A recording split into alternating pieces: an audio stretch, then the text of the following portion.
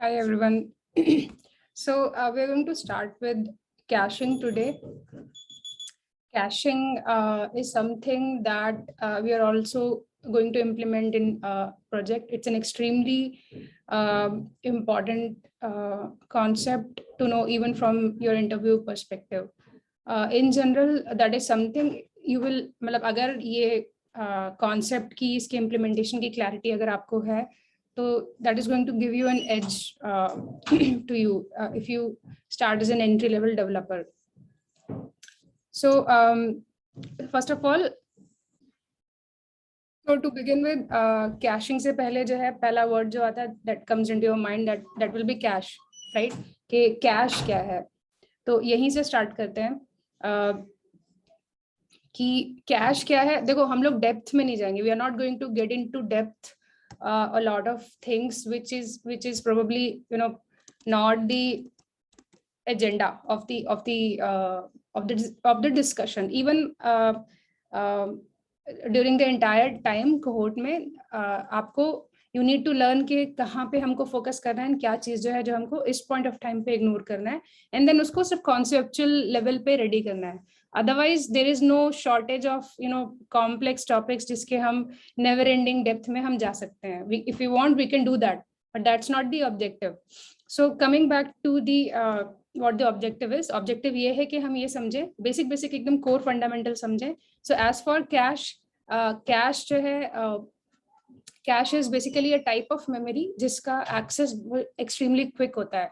Access से क्या मतलब है कि यहाँ पे कुछ डेटा हम स्टोर कर रहे हैं या हम उस डेटा को फेच कर रहे हैं तो ये बहुत क्विक होता है. किसके कंपैरिजन में? आपका जो एक्सटर्नल स्टोरेज है, हाँ, तो उसके कंपैरिजन में आपके जो डिस्क है जहाँ पे आपका बाकी जो डेटा स्टोर होता है उसके कंपैरिजन में कैश से डेटा एक्सेस करना, यहाँ राइट करना रिलेटिवली काफी क्विक है बाय ए ग्रेट एक्सटेंट. तो दिस इज व्हाट जो कैश मेमोरी जो है थोड़ा स्पेशल होता है. So what exactly is caching? Caching जो है आपके कैश के मेमोरी के टॉप पे कुछ बिल्ड करना, आपका बेसिकली कैश मेमोरी को यूटिलाइज करना. So coming back to caching in server side programming. So caching again, caching क्या है? Caching में हम cache memory को utilize कर रहे हैं, and then caching जो है multiple जगह पे implement होता है. आपका front end side पे भी caching implement होता है, browser cache होता है, and then there's a lot of thing. And then आपका back end side पे भी caching implement होती है. हम लोगों का focus है कि हम server side caching को discuss करें, उसको implement करें, and then उसको समझें, उसको prepare करें. So server side caching पे start करने से पहले अभी तक जो हम चीजें कर रहे थे, let's understand that. So अभी तक हम क्या कर रहे थे?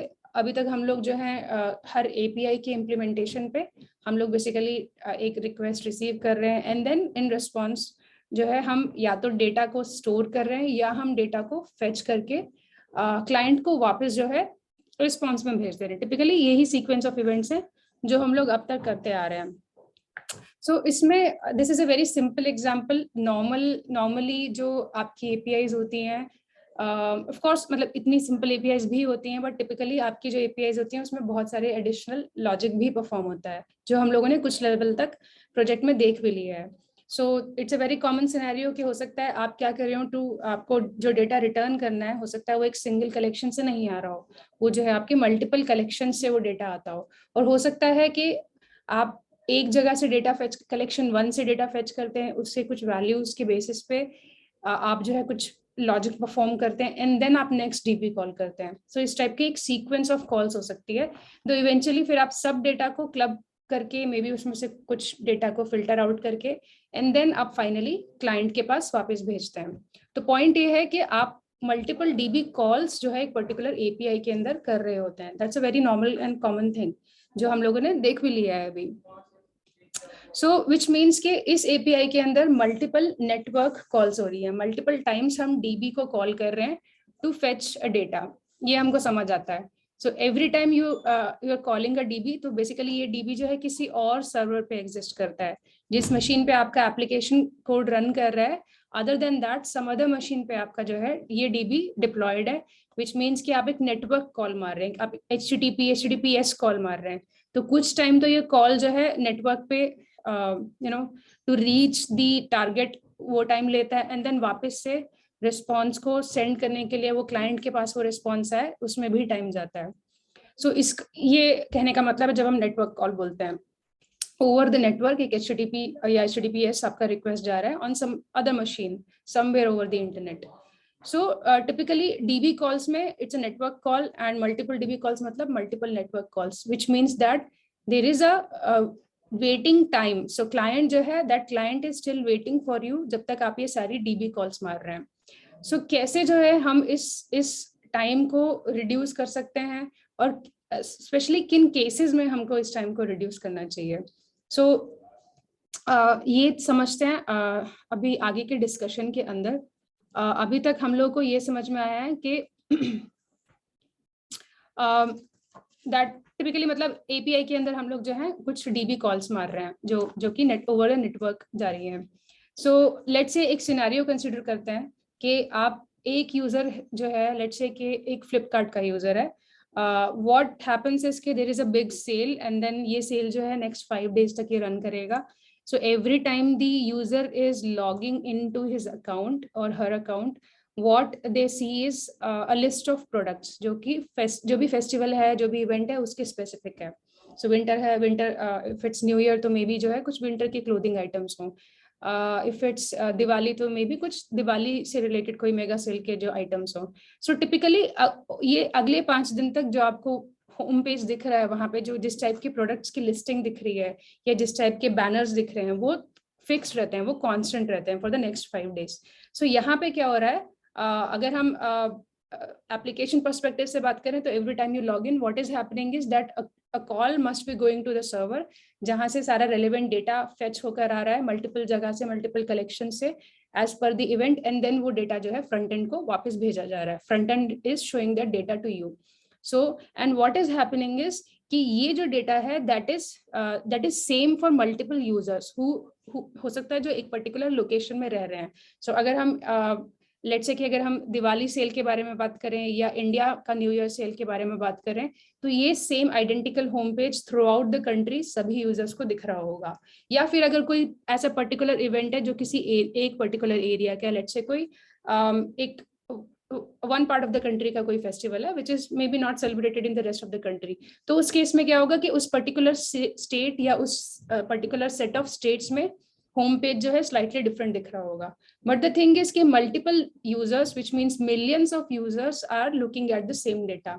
सो डू यू थिंक कि इसमें हर इंडिविजुअल यूजर के लिए सेम API जो है हिट होनी चाहिए, एंड देन ये API जो है एवरी सिंगल टाइम हिट होनी चाहिए? यूजर अगर मॉर्निंग में लॉग इन कर रहे हैं, millions of users, let's say somebody is logging in at the morning, someone is logging it maybe during the daytime or at night time, evening. So there are millions of users and there are like maybe hundreds of millions of calls for the same data. It makes no sense, right? आपका data fixed है for a short duration of time. That is something we know in advance. The application developers, they know in advance. So इस case में clearly अगर आप multiple network calls मार रहे हो, that too hundreds of millions of network calls मार रहे हो, तो आप जो है you're लूजिंग टाइम। आप जो है अननेसेसरीली आप जो है कॉस्ट बढ़ा रहे हैं। यहाँ पे रिसोर्स यूटिलाइजेशन बढ़ रहा है बिकॉज हर DB कॉल के लिए, हर नेटवर्क कॉल के लिए there is a cost that is involved. आपका सब्सक्रिप्शन ऐसे ही वर्क करता है। सो एक सिनेरियो हमने ये देखा है जहाँ पे आपका जो रिस्पॉन्स है that is somehow fixed, and that is something that a lot of users are calling.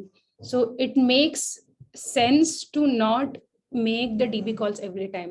So ये तो हमको ये जो अगर हम DB calls मार रहे हैं हर केस में सेम डेटा के लिए मल्टीपल टाइम्स इन 5 दिन के दौरान, तो क्लियरली कुछ तो मतलब that is not the ideal way. इतना तो हमको समझ में आता है। आइडियल क्या है उस पर हम आगे जाएंगे। सो सिनेरियो 1 हमने समझा है। लेट्स से कि what do you do? Let's say कि there is a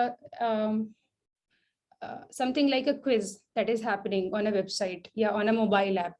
ये एक जो क्विज है इसको अगेन जो है thousands of users या मे बी millions of users इस क्विज को खेल रहे हैं। एंड देन इस क्विज के अंदर क्या है, there is a score calculation. Every time you answer one question आपका स्कोर अपडेट होता है। हो सकता है स्कोर जो है may be you are getting a 0, maybe you are getting 1 mark, maybe you are getting -1 mark. But typically what is happening, आपका score जो है अपडेट हो रहा है एंड देन ये बहुत फास्ट हो रहा है।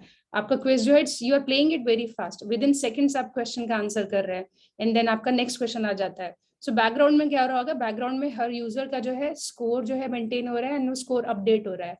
That is happening very fast. अब स्कोर जो है कहाँ पे सेव हो रहा होगा, that must be in one particular collection. And क्या आपका जो स्कोर है that has to be updated on the application as well. आपका जो यूजर जिस ऐप पे वो खेल रहे हैं मे बी उस पर आप डिस्प्ले भी कर रहे हैं वो स्कोर. सो यहाँ पे क्या हो रहा है, there is a lot of computation that is happening. So अगर मतलब सबसे सिंपल स्ट्रेट फॉरवर्ड अप्रोच क्या है कि भाई आप जो है हर यूजर का स्कोर मेंटेन कर लो डीबी में. Every time the user answers something आप स्कोर जाके अपडेट करो और उसको इंक्रीमेंट करो, डिक्रीमेंट करो, या don't do anything with that. That is something that you are doing for millions of users and that too within a few seconds आप ये काम कर रहे हैं. एंड देन आपको ये स्कोर जो है फेच भी करके आपको यूआई पे भी दिखाना है, मोबाइल ऐप पे भी दिखाना है. सो ये एक और ऐसा सिनारियो है जहाँ पे there's a lot of computation involved, and what you're doing is you are doing multiple DB calls both to update the score as well as to fetch the score. जहाँ पे अगर कहीं पे भी थोड़ा डिले है, कहीं पे भी थोड़ा लेटेंसी है, then what happens is कि मे बी आपको जो यूआई पे इनकरेक्ट स्कोर ना दिखे, इस टाइप का इशू हो सकता है. या फिर अगर हम कोई ऐसा लॉजिक इंप्लीमेंट करें कि हम फेच सिर्फ तभी करेंगे जब अपडेट कंप्लीट हो जाएगा, तो उस केस में हो सकता है कुछ टाइम के लिए यूआई पे आपका स्कोर विजिबल नहीं है, जो कि इन टोटलिटी यूजर का एक्सपीरियंस खराब करेगा. सो एक और सिनारियो हम लोगों ने देखा है जहाँ पे there is a lot of computation involved and maybe there is an alternate approach to solve this problem कि हम डायरेक्ट डीबी में अपडेट बार बार ना करें एंड देन फेच ना करें. एंड हो सकता है there is a better approach to it that we will just discuss in a few minutes. So दोनों जो इश्यूज हैं, दोनों जो सिनेरियोज हैं, इसमें हमको ये समझ आता है कि जो रिस्पॉन्स का टाइम है that is very critical for user experience. कि अगर हम ऐसा कोई तरीका ढूंढ लें कि we speed up the response time, then that is going to be really useful, जो कि यूजर के एक्सपीरियंस को मैसिवली इंप्रूव करेगा. So this is where caching comes into picture. हमको ये पता है कि कैश मेमोरी जो है, cache memory is fast to access in comparison to your dB.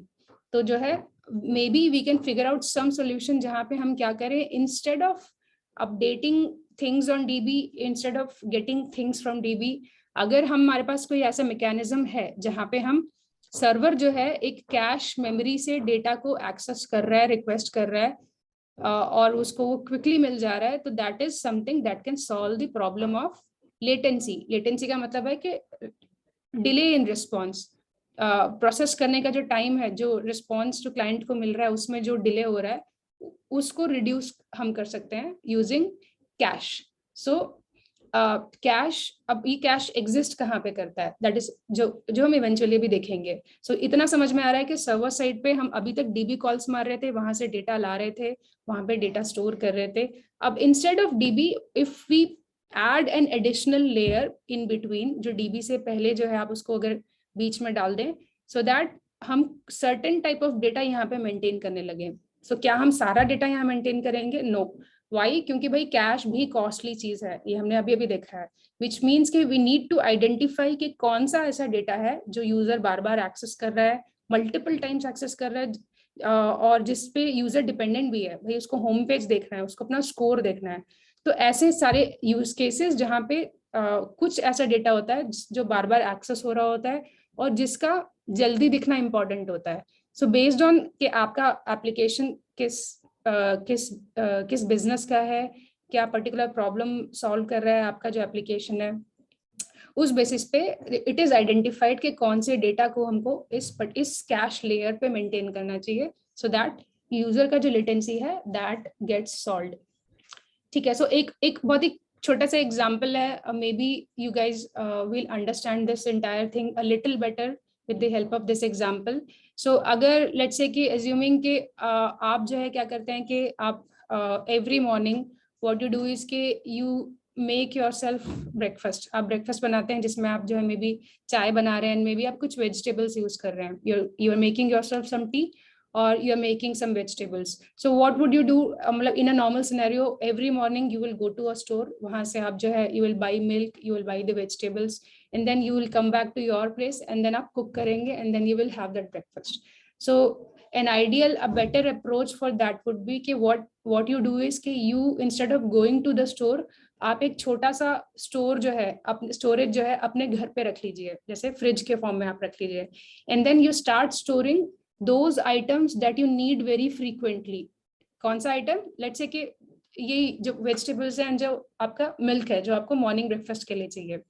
तो अब क्या हो गया, you don't have to go to the store every single morning. आपको सिंपली किचन में जाना है, you need to go to your fridge, take out whatever you want, and then you can easily process जो भी आपका action आपको perform करना था. तो इस केस में हमने क्या किया, हम लोगों ने आइडेंटिफाई किया कि कौन सी ऐसी चीज है जो हमें फ्रीक्वेंटली यूज करनी है, जिसके लिए जो डेली बेसिस पे मतलब हमको चाहिए होता है, मे बी दिन में 2 बार चाहिए, दिन में 3 बार चाहिए. सो वी आइडेंटिफाइड ऐसा कौन सा रिसोर्स है जिसका क्विक एक्सेस हमारी लाइफ इजी कर लेगा, and then we only get that part of the resource located close to us. हमने अपने पास उसको जो है लोकेट कर लिया है, सो दैट हमारा एक्सेस टाइम जो है that gets saved. So in all ये जो है आपका मॉर्निंग का जो ये रूटीन है, उसका उसने टोटल जो ड्यूरेशन है रिड्यूस कर दिया by a good fraction. That is something जो हम कंपेयर कर सकते हैं कैशिंग से, कि भाई डीबी पे ना जाके हम लोगों ने एक लोकल स्टोरेज मेंटेन कर लिया है. यहाँ पे ऐसा नहीं कर रहे कि हम पूरा स्टोर का हर आइटम उठा के रख दे रहे हैं जो भी हमें चाहिए. नहीं, हम सिर्फ वो आइटम यहाँ पे रख रहे हैं that we require on a frequent basis, and that is something that जिसके लिए हमें वेट करना पड़ रहा है. करेक्ट? ऐसी चीज नहीं है जो आप करके छोड़ दें उसको.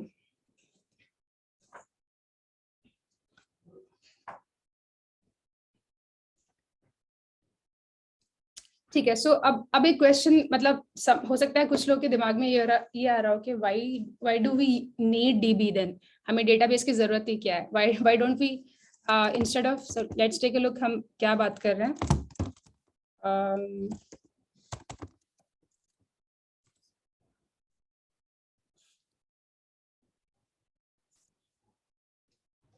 सो हम ये बोल रहे हैं कि ये यूजर है, एंड यूजर से मतलब हमारा यहाँ पे क्लाइंट हो गया, एंड देन क्लाइंट जो है एक रिक्वेस्ट फायर कर रहे हैं. ये रिक्वेस्ट जो आती है हमारे सर्वर के पास, सर्वर क्या बोलते हैं, सर्वर बेस्ड ऑन जो भी क्लाइंट की रिक्वेस्ट है उस बेसिस पे डीबी के अंदर एक पर्टिकुलर डॉक्यूमेंट जो है उसको फेच करने की कोशिश करते हैं. This is your dB. ये डीबी कहाँ एग्जिस्ट करता है? ये किसी रिमोट सर्वर पे एग्जिस्ट करता है, विच इज वाई ये जो कॉल है हम इसको बोल रहे हैं कि that's a network call. This call जो आपके सर्वर से जा रही है. Okay, this is again a system, right. So हम बोल रहे हैं कि instead of going to the DB, what you can do is make a have something that is located close to you, or even if it's not close, have something जिसका access जो है quick हो. okay? इसका access DB के comparison में quick है. इसको हम बोल रहे हैं ये हमारा cache server है. ये एक और system है जहाँ पे आपका caching जो है maintain हो रहा है. so यहाँ पे आप call मारो, get that data and respond to the your client back very quickly. This is something that we will actually see during the when we implement कि कितना difference आता है DB call के versus अगर हम cache से data जो है access करने लग जाएं. So this is what something जो आपका flow अब ऐसा दिखाई देगा. तो कुछ cases में हम DB अभी भी call करेंगे, कुछ ऐसे cases में जहाँ पे हमको पता है कि हमारा data जो है बहुत extremely frequently change नहीं हो रहा है, we can utilize this system so that हमारा latency overall कम हो जाए. तो that is where caching will come into picture. तो अब एक क्वेश्चन है कि why do we need this DB altogether? क्यों ना हम DB कैंसिल ही कर दें? Let's not have this DB. Cash जो आपका सिस्टम है, कैश मेमोरी में आप सारा डेटा मेंटेन कर लो. So first of all like I said कि कैश कॉस्टली होता है. यू कैन नॉट टिपिकली जो ऑर्गेनाइजेशंस का डेटा होता है वो बहुत मैसिव होता है, बहुत ही ज्यादा होता है. तो और data is something that businesses are built on. Data कभी भी ऐसा मतलब you will always need data, चाहे आपके आज के यूजर्स है, चाहे आपके 10 साल पुराने यूजर्स हों, you would be needing the data. So it makes less sense to utilize something that is really very costly to store massive data on their system. So एक तो ये है कि इसका कॉस्ट बहुत हाई है, तो अगर आपको बहुत ज्यादा डेटा स्टोर करना है तो you will need a lot of storage. So वहाँ पे it won't make a lot of sense to put every kind of data on your caching system. ठीक है. Another thing is कि आप क्या कर रहे हो, कैश मेमोरी. देखो कैश मेमोरी फास्ट क्यों वर्क करता है, उसके मल्टीपल रीजंस होते हैं. टिपिकली बिकॉज दिस कैश जो है मेमोरी कॉस्टली भी होता है, लिमिटेड होता है, तो इसमें थोड़ा सा डेटा होता है, छोटा स्मॉल अमाउंट ऑफ डेटा होता है जो हमारे लिए क्रिटिकल होता है हमारे बिजनेस के लिए. सिर्फ उस डेटा को हम यहाँ रखते हैं, विच इज वाई अगर यहाँ पे स्मॉल अमाउंट ऑफ डेटा है तो उसका लुकअप भी फास्टर है, क्योंकि उसको जो ढूंढना पड़ रहा है वो एक स्मॉलर कलेक्शन ऑफ डेटा में है. अगर आप यहाँ पे millions and millions of records डालना स्टार्ट कर दें, लेट्स से कि you have unlimited amount of resources, you have, आपके पास मनी का शॉर्टेज नहीं है, तो आपने जो है कैश मेमोरी जो है मैसिव कैश मेमोरी आपने खरीद लिया है. बट देन अगेन क्या होगा कि जैसे जैसे आप यहाँ पे डेटा बढ़ाते जाएंगे आपका लुकअप साइज भी बढ़ता जाएगा, तो eventually the purpose gets defeated. आपका पर्पस था टू गेट थिंग्स फास्टर, इसीलिए हम लोगों ने डीबी को डिच किया, हमने कैश को इंक्लूड किया, एंड देन अब आपका ग्रेजुअली जो है जैसे जैसे आपका डेटा बढ़ता जाएगा आपका कैशिंग जो है आपका स्लोली रिस्पॉन्ड करने लग जाएगा. सो this is not a something that is practical, this is something that is not done कि हम डीबी को मतलब रिप्लेसमेंट डीबी का रिप्लेसमेंट हम कैशिंग सिस्टम को बना दें. That is something that is not done. What is done is कि we keep both the things. We keep the DB to do a lot of things. DB data storage के अलावा बहुत सारी चीजें करता है, आपका डेटा का रेप्लिका बनाता है, बैकअप्स बनाता है.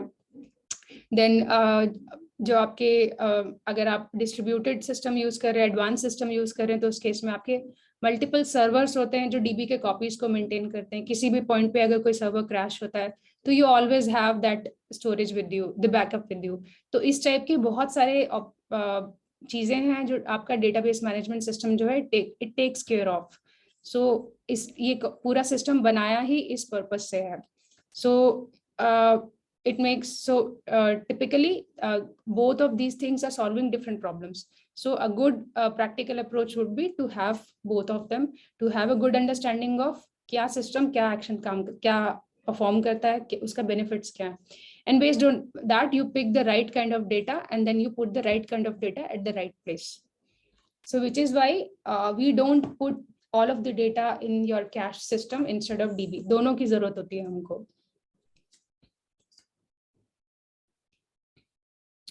सो अब कैश में मतलब मल्टीपल चीजें हैं, एस्पेक्ट्स हैं कि कैश में आप डेटा जो है कब आप रखते हो. जैसे हमने क्या बोला था कि अगर कोई बिग मेगा सेल चल रहा है फ्लिपकार्ट पे which is going to be there for 5 days, which means कि हम जो है सेल के पहले कैश के अंदर डेटा सेट कर देंगे.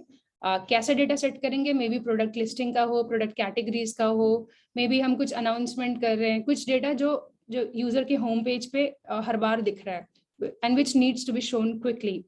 तो इस टाइप का डेटा हम कैश में सेल के इवेंट के जस्ट पहले सेट कर देंगे, एंड देन हम जो है इवेंट के जस्ट बाद इस डेटा को रिमूव कर देंगे, क्योंकि अब ये इट्स नॉट वैलिड एनीमोर. अब जो है होम पेज पे डेटा आपको दिखाना नहीं है, ये रिक्वायर्ड नहीं है.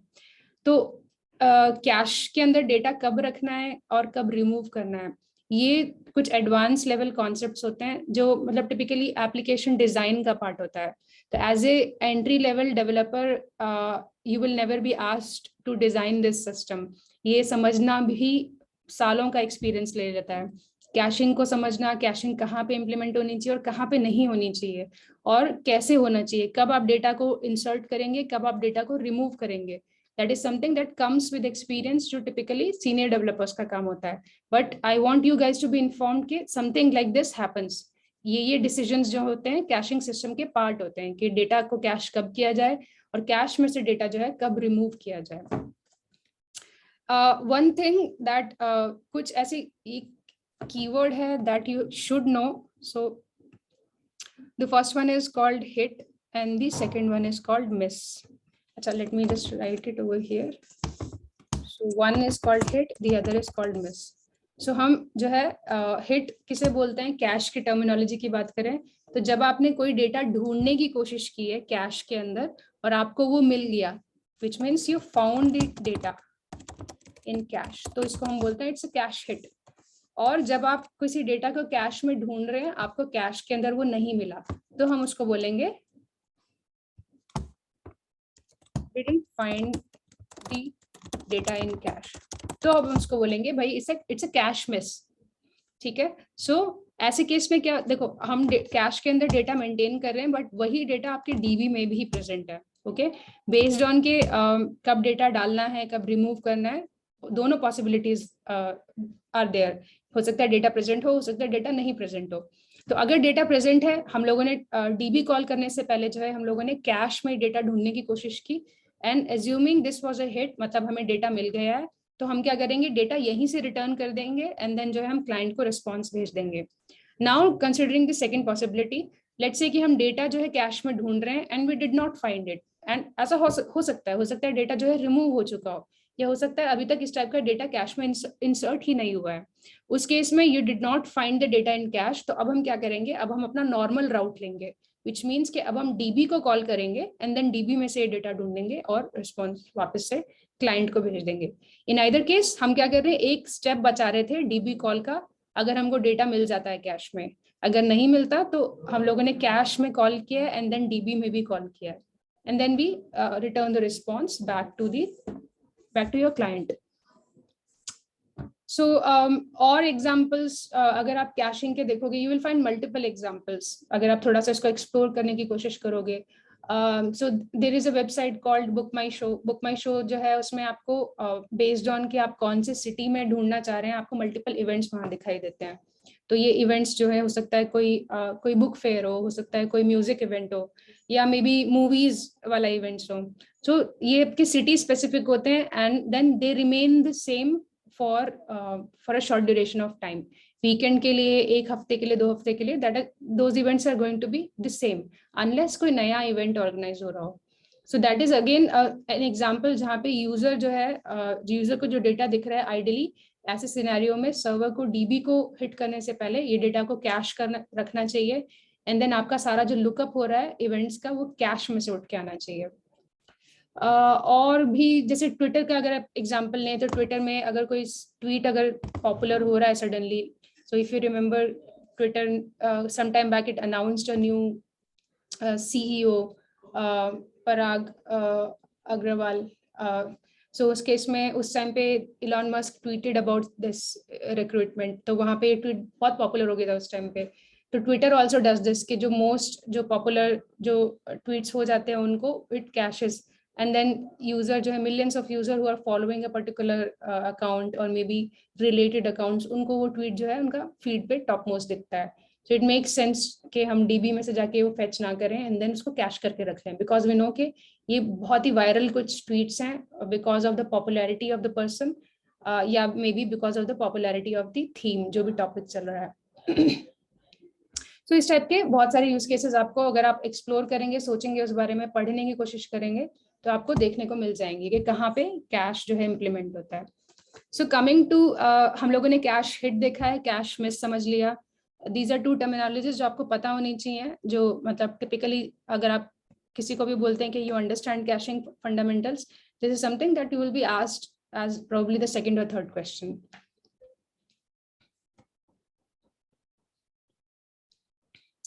ठीक है, सो एक हम लोगों ने एग्जांपल देखा था कि हम लोग जो है कैश जो कैशिंग सिस्टम है इसको कहाँ पे रखें।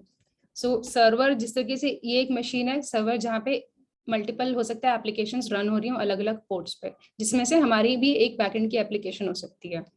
So what you can do is के अगेन जो आपका कैशिंग सिस्टम है, कैश भी आपका जो है आप एक सर्वर पे ही डिप्लॉय करेंगे, right. Cash is nothing but a storage जो आपका कहीं किसी सर्वर पे डिप्लॉय हो रहा होगा, जिस तरीके से डीबी भी एक सर्वर पे डिप्लॉयड है।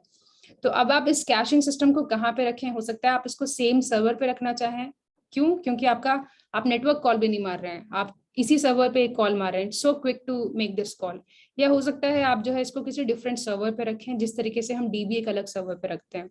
तो अगेन ये डिसीजन जो है that depends on multiple factors, but typically what happens is कि अगर फॉर सम रीजन आपका सर्वर क्रैश हो जाता है, हो सकता है आपने सर्वर जो है मल्टीपल मशीन्स पे डिप्लॉय कर रखा है, so maybe you have 3 different machines जहाँ पे आपका एप्लीकेशन अलग अलग सर्वर्स पर डिप्लॉयड है. सो बेस्ड ऑन के हमारे पास कितना लोड आ रहा है, हम कोई रिक्वेस्ट सर्वर 1 पे भेज रहे हैं. So let's say this is server 1, this is server 2 and this is your server 3. So based on your load there is some mechanism जो आपके लोड को evenly distribute कर रहा है. So एक रिक्वेस्ट सर्वर 1 के पास जा रही है, एक रिक्वेस्ट सर्वर 2 के पास जा रही है एंड एक रिक्वेस्ट सर्वर 3 के पास जा रही है. अगर आपने कैशिंग मैकेनिज्म ऐसे किया है कि आप जो है कैश को, कैश मेमोरी को, कैश स्टोरेज को आप सर्वर पे डिप्लॉय कर रहे हैं. So हर सर्वर के पास एक कैश है, ठीक है. So this is C1, this is C2 and then you have a C3 over here. So यहाँ पे एक बेनिफिट हमको क्लियरली दिख रहा है कि भाई आपका कैश स्टोरेज जो है सेम मशीन पे, आपका नेटवर्क कॉल नहीं लगेगा, आपका कॉल जो है क्विक होगा. बट देन इसमें क्या है, so what happens is for some reason if अगर आपका सर्वर जो है क्रैश हो जाता है तो व्हाट वुड हैपन इज कि इस सर्वर का जो कैश है, ये कैश जो मेमोरी है ये आपका मेंटेन नहीं होता है परमानेंटली. अगर आपका कैश जो जिस सर्वर पे आपका कैश डिप्लॉयड है, अगर ये सर्वर क्रैश होता है तो you lose all this data. This is again one drawback of cash जो डीबी में नहीं होता. डीबी जो है बैकअप बना के रखता है, डीबी इंश्योर्स कि उसके पास डेटा हमेशा रहेगा. ओके, सो अगर आप सर्वर पे कैश रखेंगे तो ये एक ऐसे प्रॉब्लम है जो आप फेस करेंगे. अनदर थिंग इज कि हर सर्वर पे अलग अलग जब रिक्वेस्ट जा रही हैं तो हो सकता है कोई रिक्वेस्ट इस कैश को अपडेट कर रही हो. मे बी कोई पर्टिकुलर प्रोडक्ट अगर ऐड हुआ है लिस्टिंग में, तो हाउ डू यू इंश्योर के सारे सर्वर्स के जो कैश हैं वो कंसिस्टेंट हो. अगर कैश 1 के पास 10 प्रोडक्ट की लिस्ट है, कैश 2 के पास सेम 10 प्रोडक्ट की लिस्ट होनी चाहिए एंड कैश 3 के पास अगेन सेम 10 प्रोडक्ट की लिस्ट होनी चाहिए. अगर प्रोडक्ट अपडेट वाली रिक्वेस्ट जो है सर्वर 3 के पास आ रही है और आप 11th प्रोडक्ट ऐड कर रहे हैं, you are adding a new product in the listing, you have to make sure that this new item gets added to the cache of all of the other machines also, because आपको ये नहीं पता कि आपकी next request server 1 पे आएगी या server 3 पे आएगी, which means कि you always have to keep this data consistent. जो भी आप कैश में मेंटेन कर रहे हैं, that has to be consistent. So which means that you will have to मतलब you will have to write some code, you will have to कुछ आपको मैकेनिज्म ऐसा सोचना पड़ेगा जो ये काम करेगा विथ जो कि किया जाता है. बट देन इसका अलग हेडेक है, that is something that is complex thing to do. आपको इंश्योर करना पड़ेगा ये ब्रेक नहीं हो, ये सारी चीजें. So which is why there is an option जहाँ पे जस्ट लाइक डीबी हम क्या कर सकते हैं, रिमोट सर्वर जो है, रिमोट सर्वर का कैश स्टोरेज यूज कर सकते हैं. सो इस केस में क्या होगा, इस केस में I'll create a new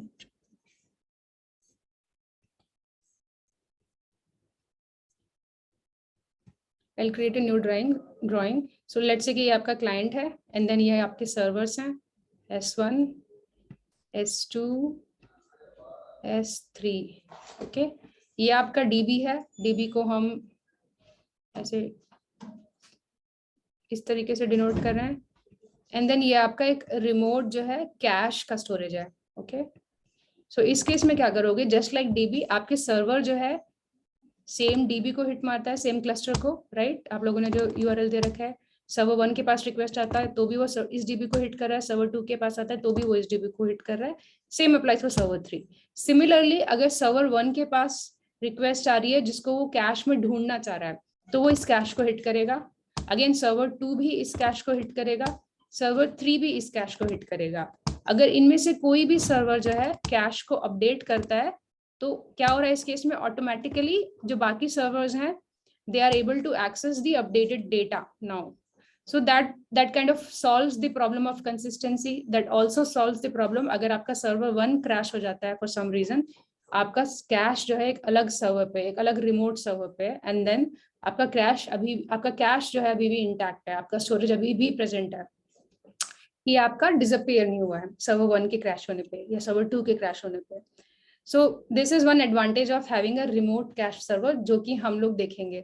So हम लोग क्या कर रहे हैं, हम लोग जो है एक कैश का ऐसा स्टोरेज यूज कर रहे हैं जो कि जस्ट लाइक MongoDB, जैसे MongoDB एटलस एक क्लस्टर पे मेंटेन होता है, तो इसी तरीके से हम Redis स्टोरेज यूज कर रहे हैं. This is where Redis comes into picture. Redis Redis storage हम यूज कर रहे हैं एंड हम इसका जो है रेडिस लैब्स पे, रेडिस लैब्स क्या है, इट्स अ वेबसाइट जो बेसिकली एक सर्विस प्रोवाइड कर रहा है कि भाई मेरा रिमोट एक रेडिस का स्टोरेज है, अगर आपको यूज करना है तो आप साइन अप कर लो, आप फ्री अकाउंट भी बना सकते हो and then just like MongoDB का कनेक्शन स्ट्रिंग होता है, आपको रेडिस का एक होस्ट नेम मिल जाएगा, उसका पासवर्ड मिल जाएगा, उसका एक पोर्ट मिल जाएगा। Now let's jump to the code, जहाँ पे हम लोग क्विकली एक बार ये देखेंगे कि how do you use your, इस केस में how do you use Redis. ठीक है, सबसे पहले तो दिस इज अ ब्रांच जहाँ पे that has already been pushed, branch का नाम है session/caching। ओके, यहाँ पे you will see the code, जहाँ पे फर्स्ट ऑफ ऑल हम लोग कुछ कॉन्फ़िगरेशंस कर रहे हैं, जैसे हम डीबी के लिए करते हैं तो हम जो है सेम काम जो है आपके उसके लिए कर रहे हैं, रेडिस के लिए कर रहे हैं, रेडिस क्लाइंट के लिए कर रहे हैं। तो ये आपको अभी टू मेक थिंग्स सिंपल हम लोगों ने डायरेक्टली कंट्रोलर में लिख दिया है। ठीक है, तो वन बाय वन देखते हैं गाइस। हम लोग पहले, सबसे पहले हमको क्या करना है, जिस तरीके से हम मोंगोडीबी से कनेक्शन बनाते थे, हमको रेडिस से कनेक्शन बनाना है। कनेक्शन एक बार बन गया, उसके बाद हमको रेडिस के कुछ कमांड्स यूज करना है। तो what I want you guys to do is कि रेडिस का ऑफिशियल वेबसाइट पे आप कमांड्स चेक करेंगे, दिस इज द कमांड, बहुत सारे कमांड्स हैं यहाँ पे, we don't need all of this commands, हम बहुत बेसिक कमांड्स यूज करेंगे। सो एक हमारा गेट है, दूसरा हमारा सेट है। आज का जो कोड है, इनफैक्ट आप इवन आगे भी जो आप कोड लिखेंगे, आप प्योरली बस ये दो कमांड्स यूज कर रहे हैं। So yes, this is get key and then set the value. तो ये गेट कमांड है, ये आपको ये बता रहा है कि ये कमांड करता क्या है, इस कमांड को यूज कैसे किया जाए। तो देखो क्या कर रहा है कि इसने बस कमांड लिखा है एंड देन आगे जो है की का नाम लिखा है। अगर ये की आपने पास्ट में कभी सेट की थी तो ये आपको वैल्यू दे देगा, अगर नहीं किया था तो आपको वैल्यू नहीं देगा। तो रेडिस के अंदर जो डेटा हम स्टोर करते हैं with the help of set command, वो आपका की वैल्यू पेयर में होता है। तो हम एक की का नाम देते हैं एंड देन जो है हम उसका वैल्यू देते हैं। तो की का नाम अगर मैं नेम रखती हूँ तो मैं वैल्यू सबिहा दे सकती हूँ, मैं वैल्यू जो है नवीन दे सकती हूँ, मैं वैल्यू जो है आकाश दे सकती हूँ, anything anything you can give.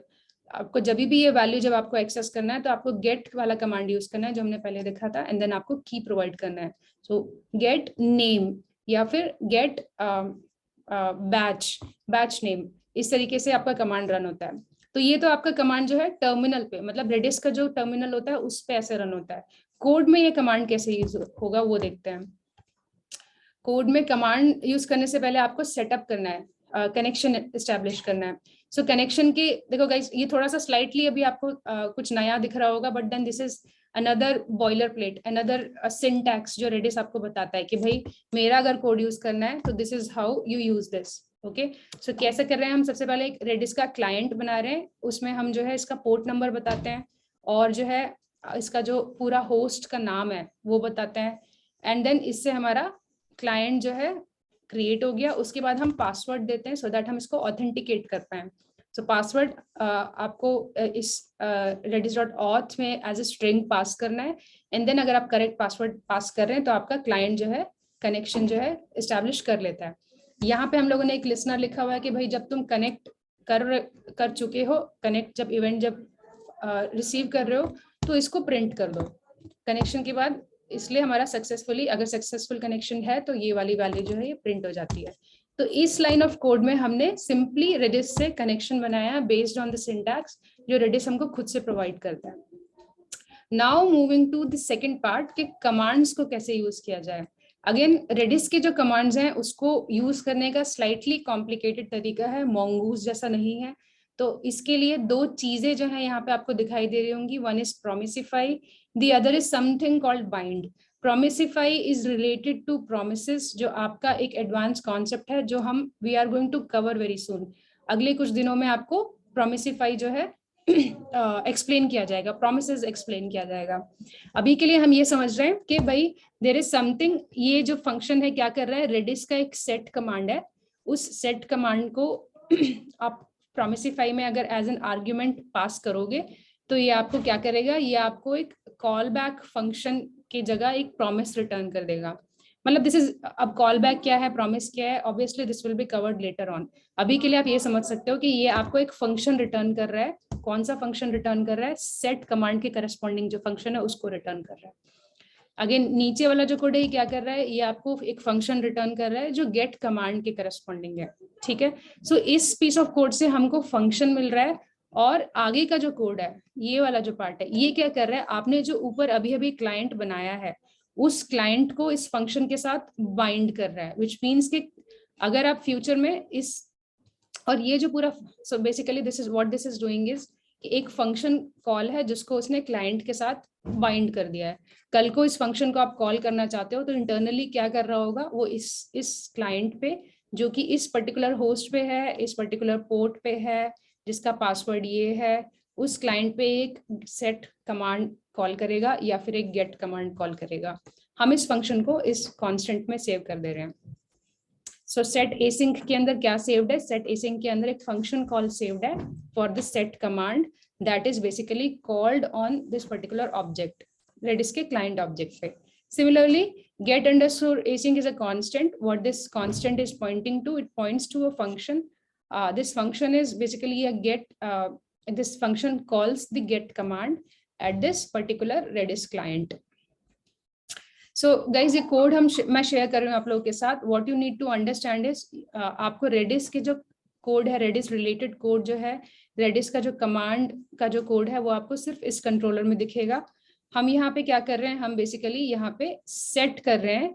क्या सेट कर रहे हैं, इस कॉल के थ्रू हमने क्या किया है, हम लोगों ने की वैल्यू पेयर सेट किया है Redis के स्टोरेज के अंदर. तो पहला कैसे सेट किया है, देखो ये मैंने क्या बोला था, ये ऊपर एक फंक्शन है जो हमने डिक्लेयर किया है, ये वाला, एंड ये फंक्शन जो है आपका सेट कमांड को कॉल करता है. ओके, तो यहाँ पे यही हो रहा है, ये आपका फंक्शन अब कॉल हो रहा है. सेट वाला कमांड कैसे कॉल होता है, इफ यू रिमेंबर, की वैल्यू पेयर्स बनाते हैं हम. तो पहला आर्ग्यूमेंट होता है की, एंड देन सेकंड वैल्यू जो होता है वो आपका मतलब सेकंड जो आर्ग्यूमेंट है वो आपका वैल्यू होता है. तो नेम सबिहा, नेम आकाश, नेम प्रीतेश, इस तरीके से. सो पहला हम लोगों ने की क्या दिया है, हम लोगों ने इस केस में यहाँ पे ऑथर का जो आईडी है उसको स्ट्रिंग में कन्वर्ट करके वो हमने एज ए की पास किया है. वैल्यू क्या किया है, वैल्यू हम लोगों ने, देखो कुछ डेटा है ऑथर रिलेटेड, उसको हम लोग स्ट्रिंग फॉर्म में कन्वर्ट कर रहे हैं. जेसन डॉट स्ट्रिंगिफाई क्या करता है आपका, जेसन को स्ट्रिंग में कन्वर्ट कर देता है, स्ट्रिंग इक्विवेलेंट में. सो रेडिस क्या इंश्योर करता है, रेडिस बोलता है कि भाई जब तुम कोई की वैल्यू सेट कर रहे हो तो मेरे पास जो वैल्यू आती है ना, मैं उसको एज ए स्ट्रिंग सेव करूंगा. तुमको जो है, अगर तुम नॉन स्ट्रिंग डेटा भेज रहे हो तो you have to convert that into string, because I only accept strings, I only return strings. So इसीलिए हम लोगों को यहाँ पे क्या करना पड़ रहा है, we are converted this data into a equivalent string, and then now मेरा की वैल्यू पेयर जो है वो सेट हो गया है. Okay, so this is what this piece of code is doing. What you need to do is you need to go through this code. ये code आप पहले भी देख चुके हैं. हम इस छोटे से एप्लीकेशन को पहले क्रिएट कर चुके हैं, जहाँ पे हम ऑथर्स क्रिएट कर रहे थे, पब्लिशर्स क्रिएट कर रहे थे, and then finally using these two documents हम लोग फिर बुक क्रिएट करते थे. यहाँ पे द ओनली चेंजेस के ऑथर क्रिएशन के टाइम पे हम क्या कर रहे हैं, हम ऑथर के डेटा को, मतलब ऑथर का जो आईडी है, आईडी एज ए की सेव कर दिया, एंड देन उसका जो पूरा प्रोफाइल है ऑथर का, उसको हमने एज ए वैल्यू सेट कर दिया. तो हमने बेसिकली ऑथर की डिटेल्स को कैश कर लिया है. ओके, ये कब हम कर रहे हैं, जब हम, सो देखो यहाँ पे इस पीस ऑफ कोड को आप देखोगे तो यहाँ पे क्या हो रहा है, हम बेसिकली जो ऑथर की प्रोफाइल की एक हमने फेच एपीआई लिखी है, जो उसका राउट हैंडलर ये है. ये क्या करता है, ये आपका सबसे पहले डीबी कॉल करने से पहले, डीबी से प्रोफाइल लाने से पहले चेक करते हैं कि क्या मेरा जो है, ये जो ऑथर है, जो मेरे पास रिक्वेस्ट के अंदर ऑथर का आईडी आ रहा है, क्या इस आईडी के करस्पॉन्डिंग कैश के अंदर कोई वैल्यू है क्या. तो कैसे करते हैं, ये गेट कमांड के थ्रू करते हैं. गेट कमांड हम लोगों ने देखा था, गेट कमांड में हम की पास करते हैं, ये आपको वैल्यू रिटर्न कर देता है, वही हमने यहाँ पे किया हुआ है. तो हम चेक कर रहे हैं कि कैश में ये वैल्यू प्रेजेंट है क्या, अगर प्रेजेंट है तो आपको मिल जाएगी इस वेरिएबल में, नहीं प्रेजेंट है तो कुछ नहीं मिलेगा. Right, so cache hit and cache miss. Let's say it's cache hit, मतलब आपको वैल्यू मिल गया है, तो आप सिंपली जो है इस वैल्यू को रिस्पॉन्स में सेंड बैक कर दे रहे हो. Okay, and then let's say it's a cache miss, मतलब आपको कैश के अंदर वैल्यू नहीं मिला है. तो हमने क्या डिस्कस किया था कि अगर आपको कैश के अंदर डेटा नहीं मिल रहा है तो अब आप इवेंचुअली क्या करोगे, आप डीबी के अंदर कॉल करेंगे. सो अब आप डीबी में कॉल कर रहे हैं विद दिस आईडी, आप डेटा ला रहे हैं. इस डेटा को आप रिटर्न तो करोगे ही साथ आप क्या कर रहे हो, अब इस डेटा को आप कैश भी कर रहे हो. क्यों? क्योंकि कल को जो अब आप कॉल करते हो for the same user profile, तो this time what will happen is, जब ये पीस ऑफ कोड कैश में ढूंढेगा डिटेल्स को, तो it will find it over there, because अब जो है ये वैल्यू की वैल्यू पेयर जो है सेट हो चुका है हमारे कैश में. तो what I want you to do is के go through this code, debug the code, and then try to insert some values in the DB and then run this API. पहली बार जब आप रन करेंगे आपको क्या देखना है, आपको देखना है डीबग करते हुए कि आपको कैश में ये नहीं मिला होगा, राइट. एंड देन आपका जो रिस्पॉन्स का टाइम है, अगर आप उसको डीबग अगर आप कर रहे हो तो आपका रिस्पॉन्स टाइम बढ़ गया है बिकॉज आपने ब्रेक पॉइंट्स लगा दिए. सबसे पहले बगैर डीबग किए आप जो है क्विकली एक बार हिट कीजिए. पहली बार जो है आपको कैश में कुछ मिलेगा नहीं क्योंकि सेट ही नहीं हुआ है. तो आप अगर पोस्टमैन में देखेंगे आपको रिस्पॉन्स टाइम दिखता है, रिस्पॉन्स के करस्पॉन्डिंग यू विल सी कि it's taking a lot of time. Next time जब आप हिट करेंगे for the same author ID, this time what will happen is कि आपके कैश में से डेटा आ रहा है, तो इस बार जो है आपका रिस्पॉन्स टाइम जो है वो रिड्यूस हो जाएगा. एंड इमेजिन कि अगर आपका एक बहुत कॉम्प्लिकेटेड सा एपीआई है जिसमें इस टाइप के मल्टीपल सिनेरियोज हैं जहाँ पे आपको बहुत सारी कॉल्स करनी है, लॉजिक लिखा हुआ है, एंड देन आपको इवेंचुअली रिस्पॉन्स भेजना है. अगर आप मल्टीपल लेट्स से कि आप डजन्स ऑफ डीबी कॉल्स बचा के अगर आप टाइम रिड्यूस कर रहे हो तो वहां पे मैसिव फर्क पड़ेगा आपके ओवरऑल रिस्पॉन्स टाइम पे. सो this is how you will सी कि कैशिंग का रिस्पॉन्स टाइम कैसे जो है लेटेंसी को कितना रिड्यूस कर देता है. So that's all guys, caching overview I have told you in terms of कि why it's needed. कैसे जो है उससे फर्क पड़ता है कि आप जो है कैश अगर आप अपने डिजाइन के अंदर रखें, अपने एप्लीकेशन के अंदर आप कैशिंग इंट्रोड्यूस करें लेयर, तो उससे क्या क्या प्रॉब्लम्स जो है हम ओवरकम कर सकते हैं, कैसे यूजर एक्सपीरियंस हम इम्प्रूव कर सकते हैं, एंड देन किस केसेस में जो है it makes sense to introduce cache. This is something जो ग्रेजुअली, मतलब डोंट एक्सपेक्ट कि आपको 100% समझ में आ जाएगा. इसको थोड़ा सा एक बार sit back, think about it, write things down, थोड़ा सा एक्सप्लोर करिए, कोड देखिए, धीरे धीरे आपका you will gain clarity. So we have covered where we need to, where we should be utilizing cache, and then how do you, where should my cache storage reside? Should it be remote? Should it be local on my server machines? Then हम लोगों ने देखा है कि there is something called cache hit and something called cache miss. दोनों क्या denote करते हैं, काफी स्ट्रेट फॉरवर्ड है, नाम से you will understand. Then practically speaking, now having covered the theory part, practically what we are going to use is there are multiple options out there. Memcache है, और भी बहुत सारे popular options है, but Redis is extremely popular. Redis जो है आपका multiple services देता है. Cache storage is one of them.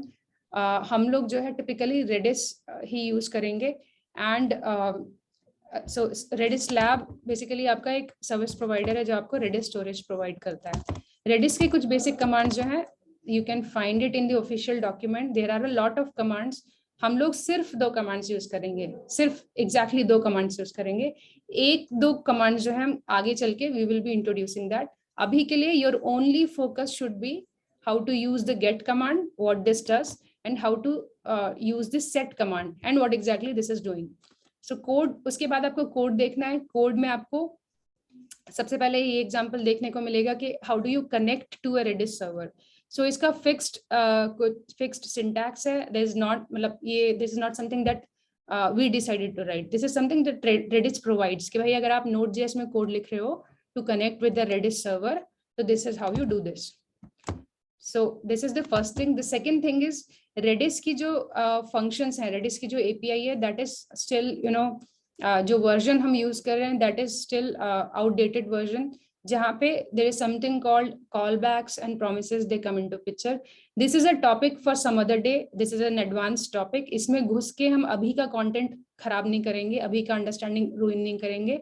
अभी के लिए ये समझते हैं this piece of code क्या कर रहा है. This piece of code is returning me a function for the set command.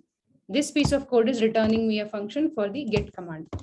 अब ये commands execute कैसे होंगे, जब आप इस particular, so this is basically nothing but a pointer to your function. Okay, तो आप जब इस फंक्शन को कॉल करोगे, ये जो कॉन्स्टेंट आपने डिफाइन किया है, तो ये क्या करेगा, ऑब्वियसली जो भी बेस्ड ऑन द फंक्शन इसका एक आर्ग्यूमेंट रहेगा जो भी आप उसको दे रहे हो।